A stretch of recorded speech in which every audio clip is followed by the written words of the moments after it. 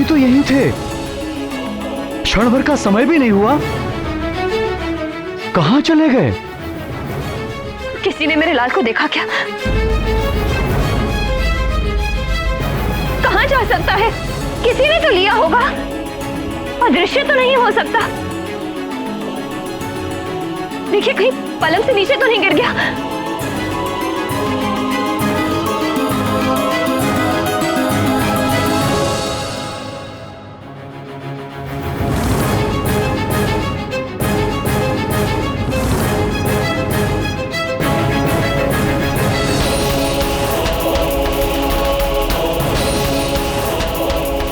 केसरी नंदन, केसरी नंदन, अंजने,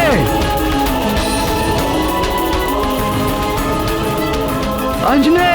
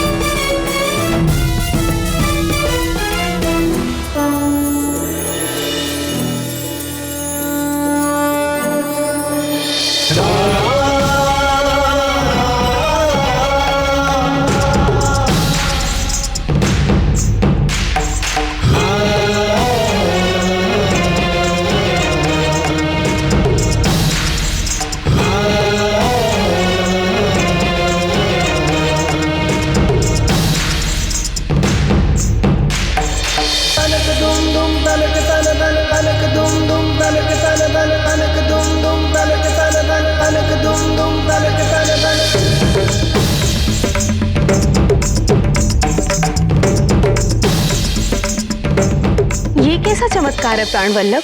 2 दिनों के हनुमान लल्ला घुटनों पर चलने लगे। इसमें आश्चर्य कैसा?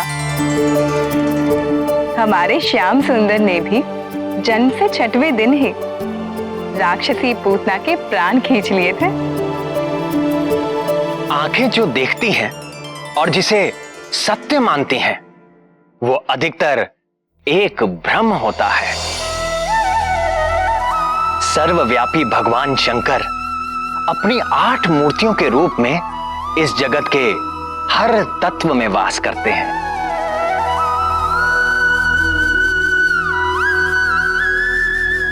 आकाश, अग्नि, जल, वायु और पृथ्वी रूपी 5 महाभूतों में वास करते हुए उनका नियंत्रण करते हैं। और इसके अतिरिक्त महादेव रूप से चंद्रमा में, ईशान रूप से सूर्य में और पशुपति रूप से समस्त पशुओं अर्थात जीव जंतुओं के भीतर रहते हैं। सूक्ष्म से सूक्ष्म कीटाणु से लेकर सारे पशु, पक्षी, मनुष्य, देवता, इन सब की आत्मा में पशुपति उपस्थित है। ईशावास्यमिदं सर्व यत्किंच जगत्याम जगत। इस जगत में जो कुछ भी है, सब में महेश्वर का वास है। इन 8 रूपों में से जो सर्वव्यापी वायु है, इस ब्रह्मांड में सभी जीवों की सारी शक्ति का कारण प्राण रूपी वायु ही है। और जब ये शक्ति एक रूप ले लेती है, तो वो और कोई नहीं, स्वयं हनुमान ही है। यदि वो प्राण वायु रूपी हनुमान अपने शैशव में ही वज्रकाय हो, महाबली हो, संकट मोचन हो, तो आश्चर्य कैसा। उन्हें देखने वाले निरंतर अद्भुत रस में डूबे रहे, तो आश्चर्य कैसा। वो है ही अद्भुत। अद्भुत शिशु, हमारा शत्रु, एक शिशु।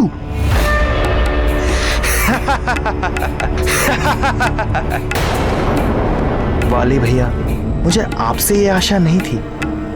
अब आप शिशुओं से भी प्रतियोगिता करने लगे।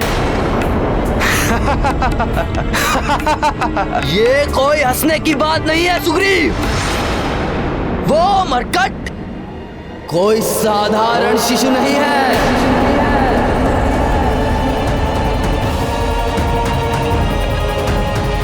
वो शिशु है, किंतु वो मायावी शक्ति संपन्न है। मायावी है तो भी न जाने कितने यक्ष राक्षस आदि घूमते रहते हैं, सब तो हमारे शत्रु नहीं हो जाते। और फिर एक शिशु।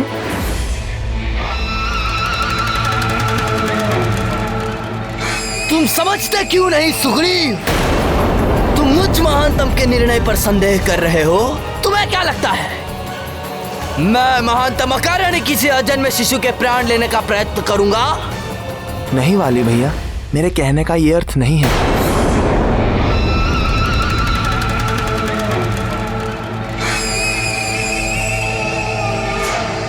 तो क्या अर्थ है? क्या किसी विष भरे सपोले को इसीलिए पालते रहना चाहिए कि वो अभी शिशु है, नवजात है?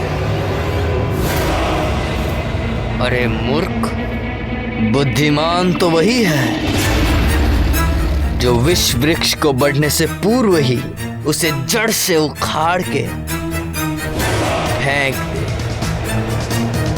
वह मरकट हमारे किष्किंधा राज्य और परिवार को ग्रसने वाला राहु है। यदि हमने उसका नाश नहीं किया तो वो हमारा विनाश कर देगा।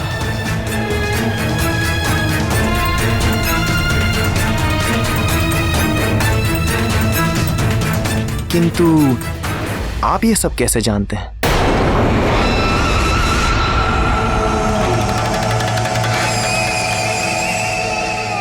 स्वयं देवर्षि नारद जी ने मुझ महानतम को यह सूचना दी।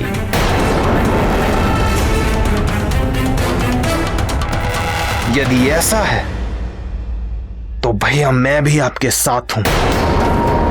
किष्किंधा की रक्षा के लिए मैं अपने हाथों से उसकी जीवन लीला का अंत करूंगा।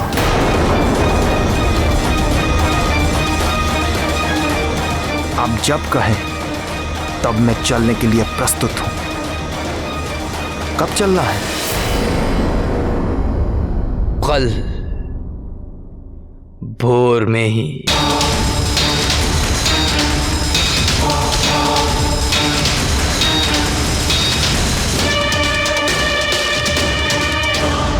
गजाननं भूतगणादिसेवितं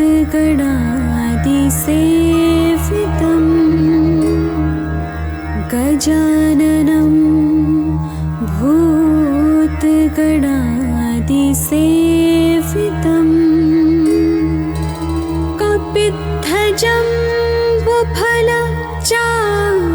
कपित्थजम्बुफलचारुभक्षणम्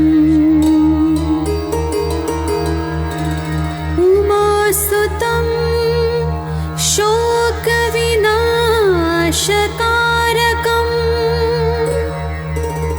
नमामि विघ्नेश्वर पादपङ्कजम्।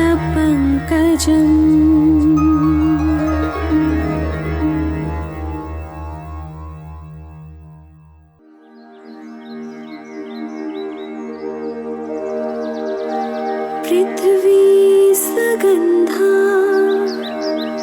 सरसास्तथापः आशिश्च वायुर्ज्वलनः सतेजः नभः सशब्दं महता सहैव यच्छन्तु सर्वे मम सुप्रभातम्।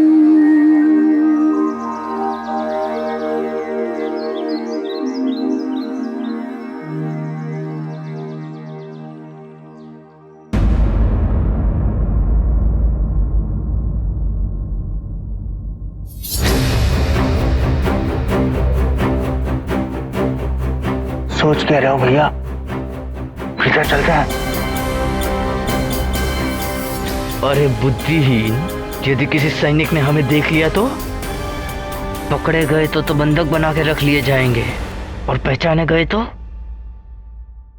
भैया मैं सोच रहा था सोचने का काम तुम मत करो सुग्रीव, वो तुम मुझ महानतम के लिए छोड़ दो।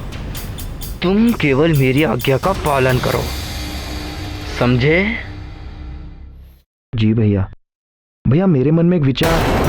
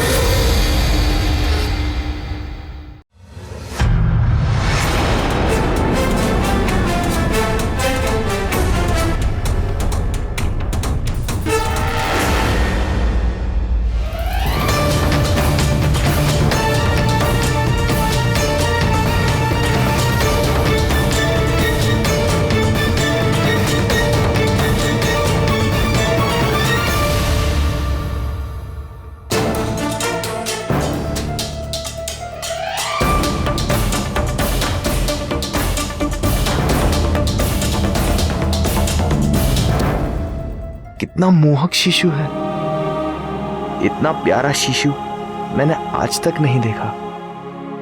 प्यारा शिशु?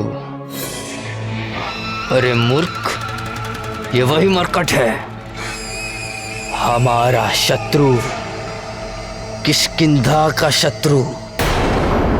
किंतु भैया वो मरकट नवजात है, कुछ दिन पूर्व ही जन्मा है, किंतु ये तो 5-6 मास का दिख रहा है।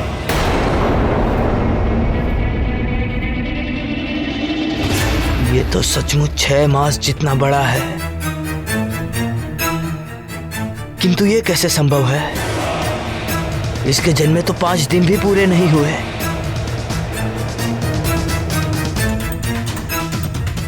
कोई और होगा हमारा शत्रु, ये तो कहीं से भी दुष्ट नहीं लगता। ये तो कितना शांत है, इसे तो देखने से ही मन में आनंद सा उठता है। ये वही शिशु है, मुझ महानतम से ये भूल नहीं हो सकती। किंतु भैया किंतु कुछ नहीं, तू जानता नहीं, ये दुष्ट बड़ा ही भयानक मायावी है। मायावी? मुझे तो नहीं लगता। जब तक प्राणी का कर्म शुद्ध नहीं रहता, तब तक उसकी बुद्धि अशुद्ध रहती है। वो सत्य को सामने देखकर भी देख नहीं पाता। उसके कल्याण का मार्ग बार बार उसके सामने आता है, फिर भी वो उसका चुनाव नहीं कर पाता। समझाने वाले को वो अपना शत्रु समझता है और अंत में अपने सर्वनाश को प्राप्त हो जाता है। विनाश काले विपरीत बुद्धि। वाली परम संत हनुमान को बार बार देखकर भी उससे शत्रुता करता रहा और अपने अंत काल तक ऐसे ही भटकता रहा। कर लिया लल्ला ने स्नान, अब कर लीजिए थोड़ा ध्यान। हार कंठ में कुंडल कान, कितनी सुंदर है मुस्कान।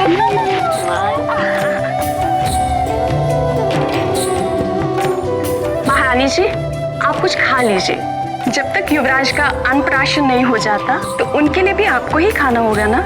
अरे हाँ, फिर तो हमें बहुत सारा खाना होगा। क्यों केसरी नंदन? लीजिए महारानी जी, खा लीजिए।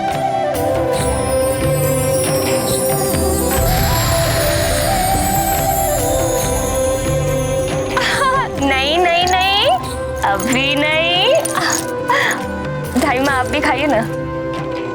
अभी नहीं, अन्नप्राशन के बाद।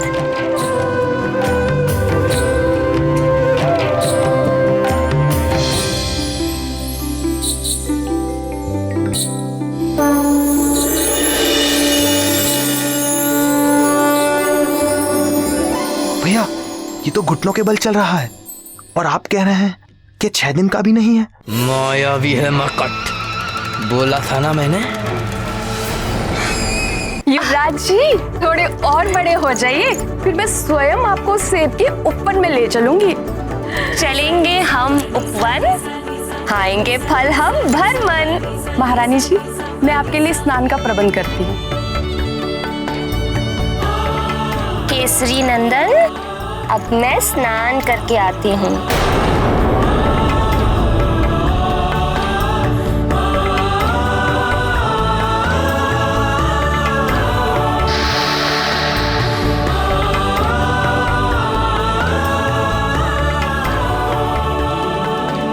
अब माँ जा रही है करने स्नान और आप कीजिए कुछ क्षण आराम। चलो चलो, लेट जाओ।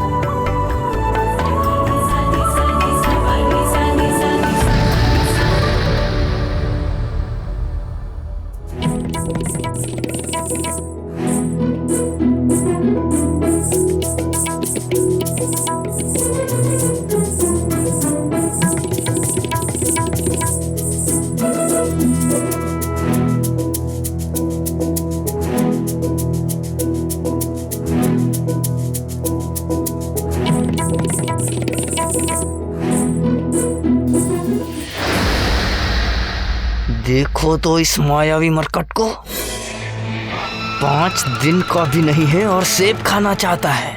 किंतु भैया,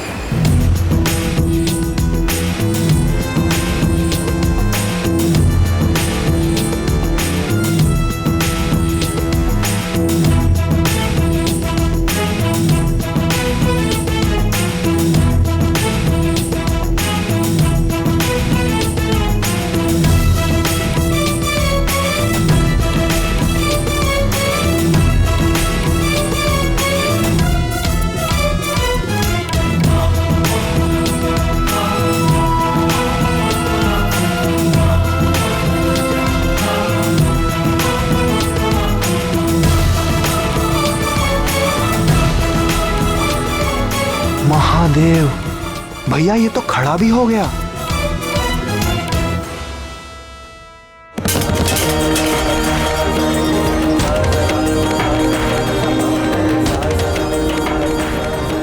ये तो सच में चमत्कारी शिशु है। चमत्कारी नहीं, मंदबुद्धि, मायावी। स्वयं देवर्षि नारद जी ने मुझे कहा कि ये मरकट तेरे पतन का कारण बनेगा। मेरे होते हुए आपका पतन? कभी नहीं।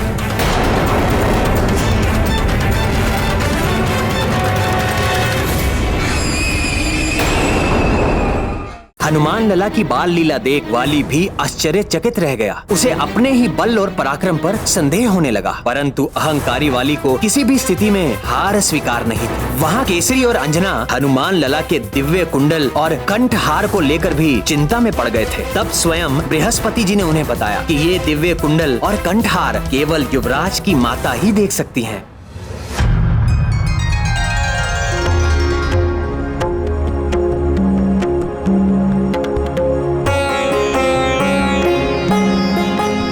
लीजिए पितामह, आपके लिए।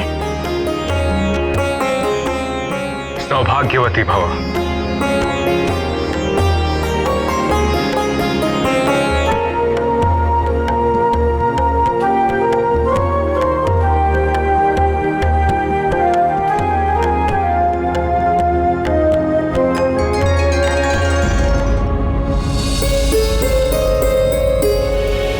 वानरराज, युवराज कहाँ है? यही तो है। अभी तो लिटाया मैंने